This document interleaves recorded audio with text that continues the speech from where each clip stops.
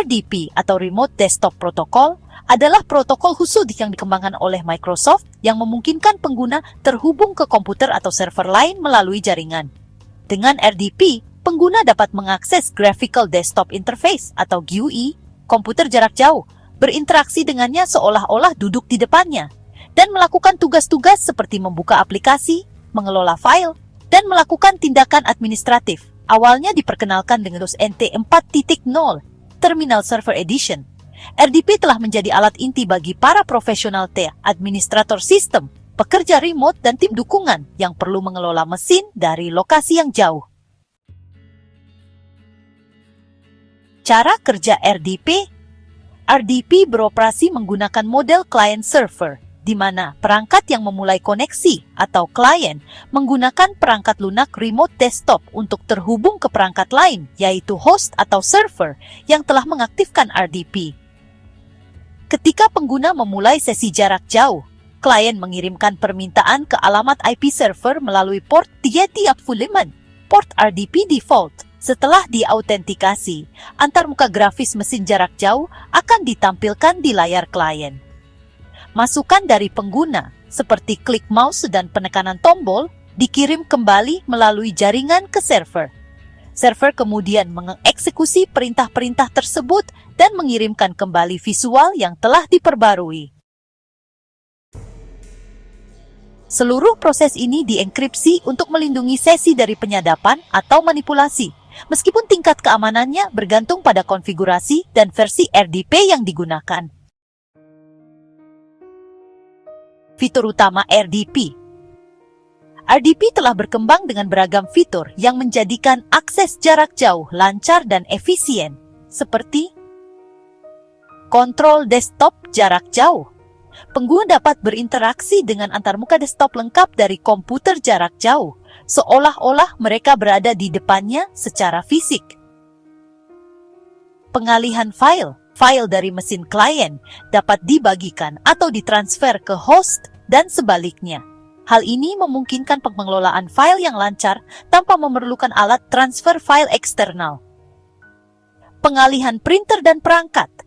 Printer, drive, perangkat audio, dan bahkan papan klip lokal dapat dialihkan, memungkinkan pengguna untuk mencetak atau memutar audio dari mesin jarak jauh di perangkat lokal mereka. Enkripsi sesi. Versi RDP modern menyertakan protokol enkripsi yang kuat, seperti TLS untuk mengamankan komunikasi. Dukungan multisesi. Edisi Windows Server memungkinkan beberapa sesi RDP sehingga berguna di lingkungan perusahaan untuk mengelola banyak pengguna. Network Level Authentication (NLA). Fitur ini memastikan bahwa pengguna harus melakukan autentikasi sebelum sesi remote dibuat, yang secara signifikan meningkatkan keamanan dengan mengurangi permukaan serangan. Contoh penggunaan RDP. RDP memang banyak digunakan di berbagai industri dan skenario karena fleksibilitasnya yang tinggi, seperti kerja remote. Karyawan dapat mengakses komputer kerja mereka dengan aman dari rumah atau saat bepergian. Hal ini sangat penting selama pandemi COVID-19 ketika akses remote menjadi hal yang umum. Dukungan TI dan pemecahan masalah. Administrator sistem dan tim dukungan teknis dapat memecahkan masalah pada mesin jarak jauh tanpa perlu berada di lokasi, sehingga menghemat waktu dan biaya. Manajemen server. RDP sering dipakai untuk mengelola server berbasis Windows yang memungkinkan admin menginstal pembaruan, memantau log, dan melakukan konfigurasi dari jarak jauh. Laboratorium dan ruang kelas pendidikan. Universitas sering menggunakan RDP untuk memberi mahasiswa akses ke perangkat lunak khusus yang dihosting di mesin laboratorium, bahkan dari luar kampus. Komputasi awan dan desktop virtual. Banyak layanan awan menawarkan akses RDP ke virtual machine (VM) yang memberi pengguna kemampuan untuk meningkatkan skalabilitas dan mengakses daya komputasi sesuai kebutuhan. Kekhawatiran dan risiko keamanan. Walaupun RDP sangat kuat, ia juga sering menjadi target serangan siber, terutama ketika dikonfigurasi secara salah atau terekspos ke internet publik. Serangan brute force. Peretas sering menggunakan alat otomatis untuk mencoba masuk dengan nama pengguna dan kata sandi yang umum. Setelah berhasil, mereka bisa memasang ransomware atau mencuri data. Kerentanan yang belum ditambal. Versi RDP yang lebih lama punya kerentanan serius, seperti eksploitasi blue chip. Kalau sistem belum ditambal, mesin bisa dibajak tanpa interaksi pengguna. Konfigurasi jaringan yang buruk. Mengizinkan akses RDP langsung melalui internet tanpa VPN atau firewall bisa menyebabkan eksploitasi yang mudah. Pencurian kredensial. Penyerang bisa mencegat sesi RDP yang dienkripsi dengan buruk atau mencuri kredensial masuk lewat phishing dan malware. Untuk mengurangi risiko ini, para ahli merekomendasikan supaya kita menggunakan kata sandi yang kuat dan unik, serta autentikasi multifaktor, membatasi akses menggunakan firewall dan VPN, memperbarui sistem dengan patch keamanan terbaru, mengaktifkan network level authentication, dan memantau log aktivitas RDP untuk perilaku mencurigakan. RDP versus alat remote access lainnya. Meskipun RDP terintegrasi ke dalam Windows, terdapat beberapa alat desktop jarak jauh lain yang tersedia, masing-masing dengan kelebihan dan kekurangannya. RDP versus TeamViewer.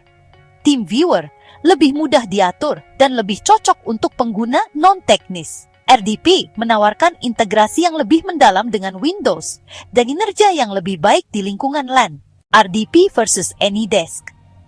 AnyDesk itu ringan dan lintas platform, tapi RDP menyediakan fitur keamanan yang lebih baik jika dikonfigurasi dengan benar. RDP versus VNC atau Virtual Network Computing. VNC bersifat independen terhadap platform dan juga sumber terbuka, namun bisa lebih lambat dan kurang aman kalau dibandingkan dengan RDP. RDP umumnya lebih efisien dalam penggunaan bandwidth dan kompresi gambar. Pada akhirnya, RDP merupakan opsi yang andal untuk lingkungan Windows, terutama untuk bisnis yang sudah terintegrasi dengan ekosistem Microsoft. Mengonfigurasi RDP di Windows.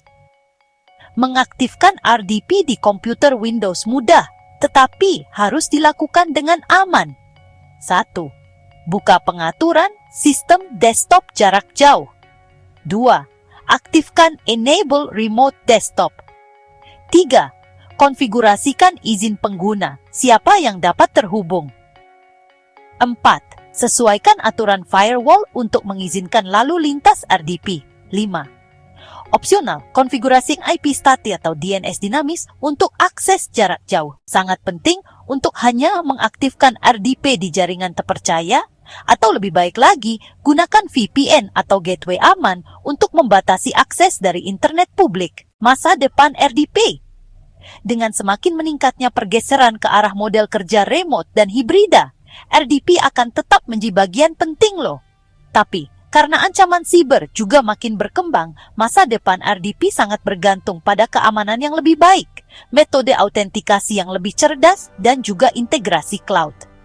Microsoft sendiri sudah memperkenalkan Windows 365 dan Azure Virtual Desktop yang menawarkan desktop Windows berbasis cloud yang bisa diakses lewat RDP, jadi benar-benar menjembatani antara infrastruktur lokal dan cloud. Kedepannya, RDP kemungkinan besar juga akan mendukung autentikasi biometrik yang lebih canggih, integrasi yang lebih dalam dengan layanan identitas cloud seperti Azure AD, pemantauan keamanan berbasis AI, dan juga klien RDP berbasis browser, supaya aksesnya makin lancar. Jadi, RDP atau Remote Desktop Protocol adalah teknologi dasar yang memungkinkan kita mengakses komputer dan server dari jarak jauh dengan mudah dan fleksibel. RDP ini mendukung banyak hal, mulai dari manajemen TI kerja jarak jauh, administrasi server, sampai komputasi cloud. Tapi, meskipun sangat bermanfaat, RDP harus digunakan dengan hati-hati karena konfigurasi yang kurang tepat atau sistem yang sudah ketinggalan zaman bisa membuka celah bagi serangan siber yang cukup serius. Dengan praktik keamanan yang baik dan penggunaan yang cermat, RDP tetap menjadi salah satu alat terkuat dalam alur kerja digital modern.